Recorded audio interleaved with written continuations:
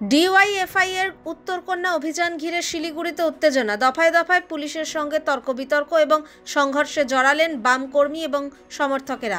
পুলিশের হাতে আটক সিপিএমের যুব সংগঠন ডিওয়াইএফ এর রাজ্য সম্পাদক মীনাক্ষী মুখোপাধ্যায় সহ বেশ কয়েকজন। ঘণ্টার পর ঘণ্টা অবরুদ্ধ হয়ে পড়ে শিলিগুড়ির বর্ধমান রোড, নৌকাঘাট, তিনবাত্তি মোড়, উত্তরকন্যা সহ একাধিক এলাকা। বেকারদের চাকরি না হওয়া পর্যন্ত সরকারিভাবে ভাতা প্রদান সহ বিভিন্ন দাবিতে উত্তরকন্যা অভিযানের ডাক দিয়েছিল বামেদের যুব সংগঠন। এজন্য আগে থেকে বর্ধমান রোড, নৌকাঘাট, তিনবাত্তি মোড়, উত্তরকন্যা সহ বিভিন্ন এলাকায় ব্যারিকেড করে পুলিশ। তার মধ্যে ডিওয়াইএফআই এর নেতাকর্মীরা অভিযান শুরু করেন। দফায় দফায় গোলমাল শুরু হয়। দুপুর 2টো থেকে জমায়েত শুরু হয়েছিল জলপাইগুড়ি মোড়ে।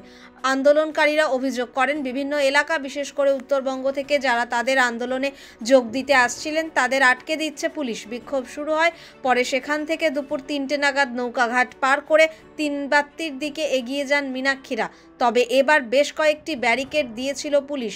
তার মধ্যে একটি ছিল নৌকাঘাটে, দ্বিতীয় ব্যারিকেড ছিল তিনবাত্তি মোড় থেকে 500 মিটার দূরে, তৃতীয় ব্যারিকেডটি তিনবাত্তি মোড়ে। লোহার বিশাল ব্যারিকেড পার করতে গিয়ে পুলিশের বাধা পান আন্দোলনকারীরা। এশিয়ান হাইওয়ে এক প্রকার বন্ধ হয়ে যায়।